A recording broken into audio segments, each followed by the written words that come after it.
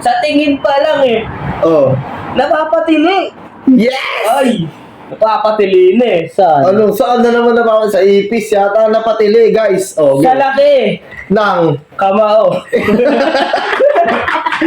So, ayun guys, magandang gabi po sa inyong lahat. May bago po tayong usapin at bagong tatalakayin. Size doesn't matter or size doesn't matter. So, ayun guys, tatanungin natin ang ating amo, Boss Wadus. Boss Wadus, anong masasabi mo pag sinabihan ka ng isang girl na medyo maliit or ano, magagalit ka ba? Ay, hindi. Bakit naman hindi ikaw magagalit? Hindi ako magagalit. Oh, Ang sasabihin ko sa kanya, oh go.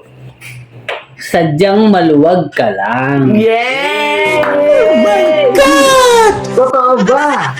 Na maluwag.